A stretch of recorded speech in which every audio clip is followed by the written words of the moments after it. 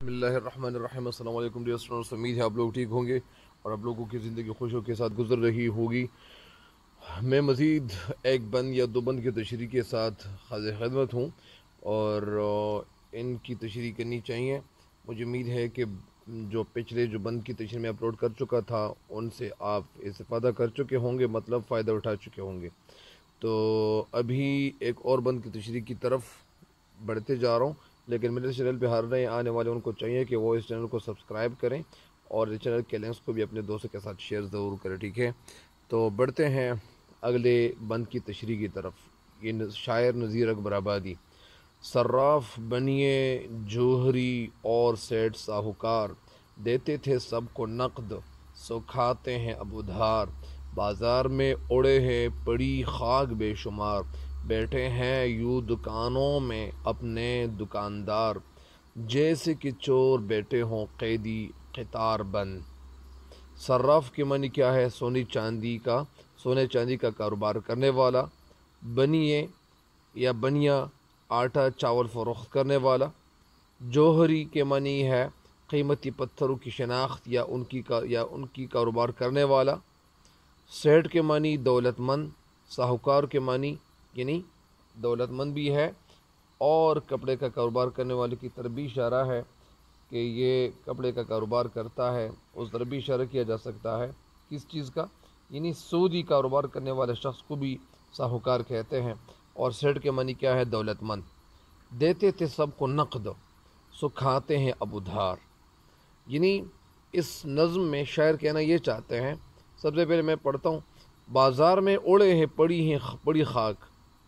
اڑی خاک مطلب یعنی اس کا مطلب کیا ہے؟ یہ محاورہ ہے اور اس کا مطلب کیا ہے؟ اس کا مطلب یہ ہے یعنی خاک اوڑھنا۔ خاک اوڑھنا کے معنی ہے یعنی ویران ہونا، تباہ ہونا، برباد ہونا۔ تو بازار میں اڑے ہیں پڑی خاک بے شمار، یعنی بہت ساری خاک پڑی ہوئی ہے، مٹی پڑی ہوئی ہے، گرد پڑا ہوا ہے۔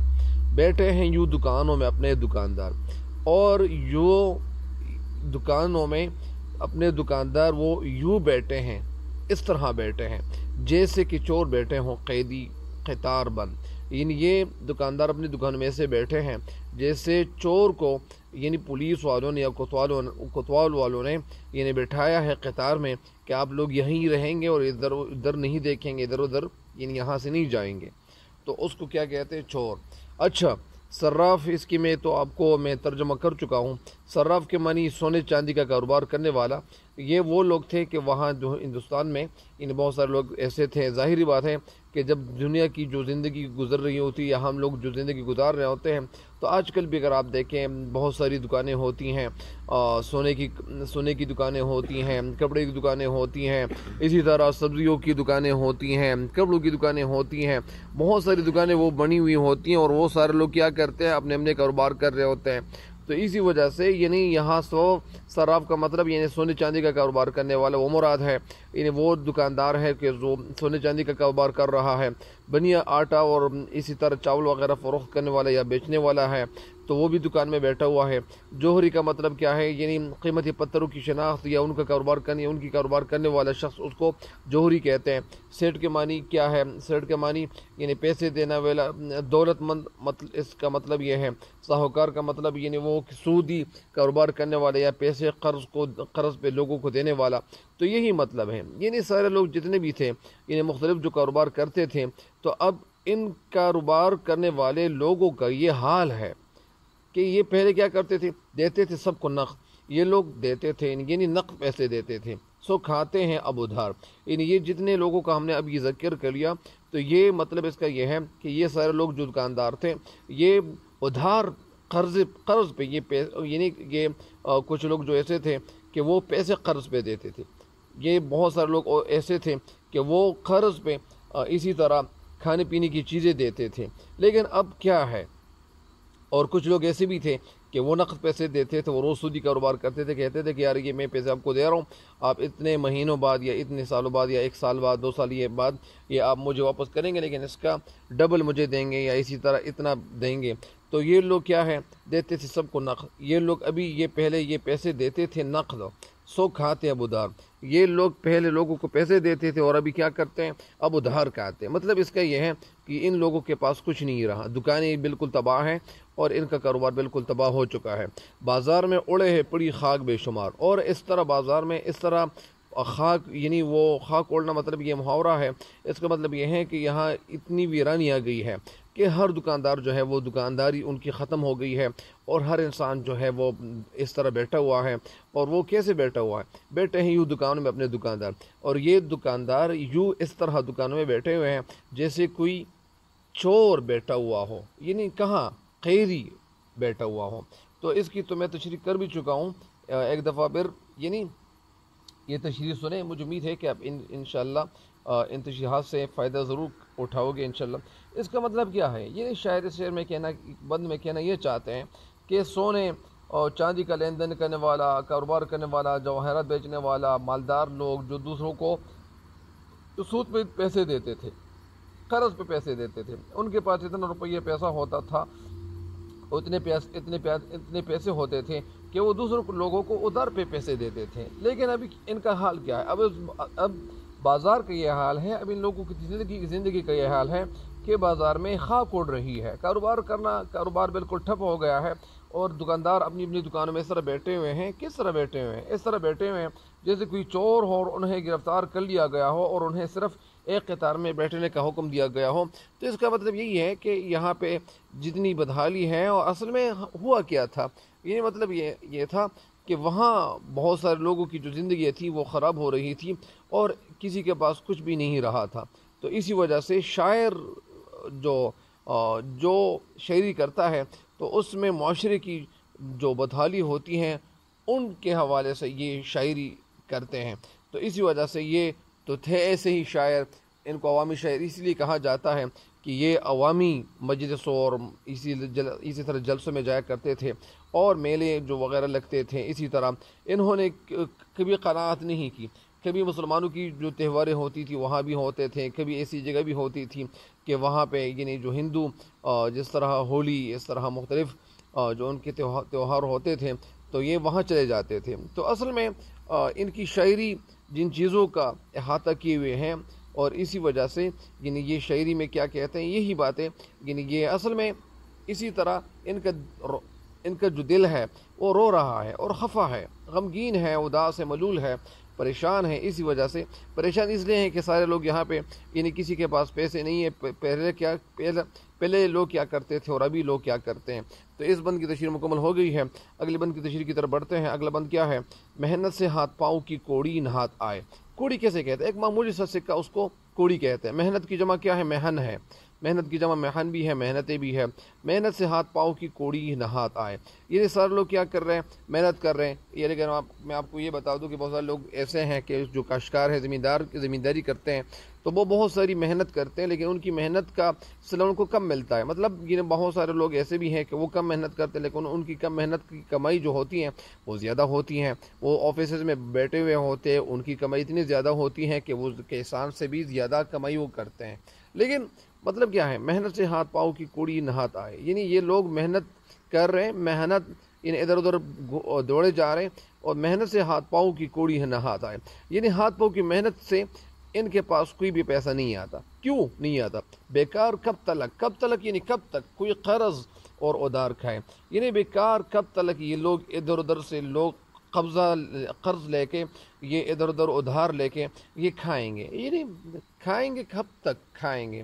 ان کے پاس تو اگر یہ کسی سے ادھار لیں گے تو وہ ادھار لوگ جہاں سے ادھار لیتے تھے تو ان لوگوں کے پاس بھی تو پیسہ ختم ہو جائے گا، کیونکہ لوگ جب زیادہ غریب ہوں، زیادہ نادار ہو، زیادہ یعنی غریب ہوں، دیکھو جسے وہ کرتا ہے رو رو کے ہائے ہائے، اور جس کی طرف بھی دیکھیں تو وہ کیا کرتا ہے؟ وہ ہائے ہائے کرتا ہے، رو رو کے، یہ مطلب یہ وہ روتا ہے، اور روتا اس لیے ہے کہ ان کے پاس کچھ کھانے کے لیے کوئی چیز ہے ہی نہیں۔ آتا ہے ایسے حال پہ رونا ہمیں تو ہائے۔ اور شاعر کہتے ہیں کہ میں ایسے حال پہ جب میں کسی ایسے انسان کو دیکھتا ہوں تو ایسے حال پہ مجھے رونا آتا ہے۔ رونا اس لیے آتا ہے کہ میں ان لوگوں کی زندگی اس طرح دیکھ نہیں سکتا ہوں، کیونکہ میرا جو دل ہے وہ خفا ہوتا ہے، مجھے بھی رونا آنا شروع ہو جاتا ہے، میں بھی رونا شروع کرتا ہوں۔ اس لیے دشمن کبھی خدا نہ کرے کاروبار بند. اور اصل میں یہ صرف اپنے یعنی ایک شخص کے لیے یہ رونا نہیں ہے، ان کا رونا نہیں ہے. یعنی یہ کہتے ہیں کہ دشمن کبھی اللہ تعالیٰ برا نہ کرے، یعنی دشمن کبھی اللہ تعالیٰ کاروبار بند نہ کرے. مطلب ان کی جو نیک دلی ہے، وہ ان کی نیک دلی اور نیک نیتی اور جو دوست ہے انسان دوست، تو اسی وجہ سے ان کے اشعار سے یہ پتہ چلتا ہے کہ ان کو اپنے ان لوگوں سے کتنی محبت تھی، کتنی الفت تھی. اور یہی الفت یہاں ہمیں ہمارے سامنے یعنی وہ ہمیں دکھائی دیتی ہے. تو اس بند کی تشریح کیا ہے؟ شعر اس بند میں کہنا یہ چاہتے ہیں کہ ہاتھ پاؤں کی محنت مزدوری سے لوگ محنت کر رہے ہیں، لیکن وہ محنت کر کے ان کے ہاتھ میں ایک کوڑ بھی نہیں آتا. مطلب یعنی ایک پیسے بھی ان کے ہاتھ میں نہیں آ رہا، اور بہت زیادہ محنت کرتے ہیں اور وہ ہاتھ پاؤں کی محنت تھک جاتے ہیں، لیکن تھکن کے باوجود ان کے پاس کچھ آتا ہی نہیں ہے. جس آدمی کا کوئی کاروبار نہ ہو، جس آدمی کا کوئی کاروبار نہ ہو، وہ کب تک کسی سے ادھار لے گئے، یعنی وہ کب تک ادھار لے کر اپنا کام چلائے گا. سچ تو یہ ہے کہ غریب اور بیکار آدمی کو کوئی قرض بھی نہیں دیتا ہے. زیادہ باتیں تو یہ بھی ہوتی ہیں، بہت سارے لوگ جو غریب ہوتے ہیں، یعنی بہت سارے لوگ ایسے ہوتے ہیں کہ ان کے پاس پیسہ ہوتا ہے، لیکن وہ کہتے ہیں کہ یار میں اگر اس غریب کو پیسے دوں گا تو یہ مجھے کیسے واپس کر سکے گا، یعنی یہ تو مجھے واپس نہیں کرے گا، تو اس لیے میں پیسے ان کو نہیں دیتا ہوں.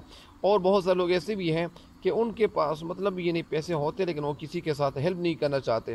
اگرچہ یہ لوگ جب یعنی اتنے پیسوں کے ساتھ اگر یہ مر جائیں اور یہ اس دنیا سے چلے جائیں، تو اس وقت ان کے کام کیا آئیں گی؟ کون سی چیزیں ان کے کام آئیں گی؟ وہ کون سے اعمال تھے یہ اگر یہ کر چکے ہوتے تو اتنا ثواب ان کو مل جاتا، لیکن یہ اتنا ثواب ان کے کھاتے میں کہاں سے آئے گا؟ مطلب اس کا یہ ہے کہ بہت سے لوگوں کو کرنا چاہیے کہ وہ غریبوں کی مدد کریں، اور غریبوں کی اگر مدد کریں گے تو یہ غریب لوگ کون ہیں؟ یہ تو اللہ تعالیٰ کی پیداوار ہے، اللہ تعالیٰ کی مخلوق ہے، اللہ تعالیٰ نے ان لوگوں کو پیدا کیا ہوا ہے. تو یہ تو کسی اور یعنی وہ زمین سے نہیں، مطلب اللہ تعالیٰ نے ان لوگوں کو پیدا کیا ہوا ہے. تو بیکار کب تلک کوئی قرض اور ادھار کھائے. مطلب اس کا یہ ہے کہ کسی کا کاروبار نہ ہو تو پھر وہ ادھار پہ کتنا کام چلا لے گا. مطلب یعنی سچ تو یہ ہے کہ غریب اور بیکار آدمی وہ کیا کرتا ہے؟ وہ بیکار آدمی اگر کوئی قرض بھی نہیں دیتے ان کو، یعنی آدمی کو کوئی قرض نہیں دیتا، کیونکہ وہ جس کے سامنے قرض کے لیے وہ مطلب کیا کرے گا؟ یعنی وہ ہاتھ پھیلانے کی کوشش کرے گا. تو جب ہاتھ بنانے کی کوشش کرے گا تو اسے تو پتہ چلے گا کہ رقم کی جو یعنی واپسی ہوتی ہے، یعنی وہ جس سے وہ پیسے مانگنے گیا ہوا ہے، تو وہ دوسرا شخص یہ سمجھ بیٹھے گا کہ اگر یہ مجھے پیسے کہاں سے واپس کرے گا، تو پھر ہوگا یہ کہ وہ ان کو ادھار پیسے دینے سے انکار کر دے گا. تو جب وہ انکار کر دے گا تو پھر یہ تو پیسے ان کو نہیں دے گا، پیسے ان کو نہیں ملے گا. تو جب پیسے ان کو نہیں ملیں گے، تو جب پیسے ان کو نہیں دیں گے تو پھر ہوگا کیا؟ مطلب اس کا یہ ہوگا کہ یہ گھر میں کوئی چیز خرید کے نہیں لائے گا.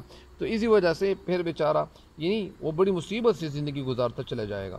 تو اسی وجہ سے اسے پتہ ہوگا کہ رقم کی یعنی میں جو پیسے ان سے مانگ رہا ہوں، یا جو میں یعنی جو پیسے دینے والا ہے، تو وہ کہتے ہیں کہ میں جب پیسے ان کو دے رہا ہوں تو یہ تو مجھے واپس نہیں کرے گا. چنانچہ شعر کہنا یہ چاہتے ہیں کہ میں جس کو بھی دیکھتا ہوں، جس شخص کو بھی دیکھتا ہوں، وہ فریاد کر رہا ہے، یعنی وہ رو کے برا حال ہو رہا ہے اس کا. آتا ہے ایسے حال پہ رونا ہائے ہمیں تو ہائے. یعنی شعر کہتے ہیں کہ حقیقت بات اگر مجھ سے کوئی پوچھے تو کہ ہم سب اپنی حالت پہ رونا آتا ہے. اللہ تعالیٰ نہ کرے کہ کسی دشمن کا بھی کوئی کاروبار خراب ہو جائے. دشمن کے لیے بھی یہ برا نہیں چاہتے تھے. یعنی مطلب اس کا یہ ہے کہ اس آخری جو اسی طرح یہاں پہ یہ جو مصرع ہے، یعنی اس میں اصل میں نذیر کی جو اندر جو نکنیت تھی اور ان کے اندر جو خلوص تھا اور ان کا جو دل صاف تھا، پاک دل انسان تھے. تو وہ ظاہری بات ہے کہ اگر میں آپ کو یہ بھی بتا دوں، آپ لوگوں کو میں اگر یہ بھی بتا دوں، بہت سارے لوگ ایسے ہوتے ہیں کہ جب ایجوکیٹڈ ہو جاتے ہیں، ان کی تعلیم مکمل ہو جاتی ہے، تو ان کا دل ایسا صاف ہو جاتا ہے، وہ لوگوں کے لیے اچھا چاہتا ہے. وہ کہتے ہیں کہ یار جس طرح میں ایجوکیٹڈ ہو گئے اسی طرح بہت سارے لوگ اور بھی ایجوکیٹڈ ہو جائیں. جس طرح وہ کہتے ہیں کہ اگر میرے پاس پیسے آ جائیں تو میں لوگوں کی ہیلپ کروں گا، اور لوگ بھی اس طرح وہ امیر بن جائیں گے.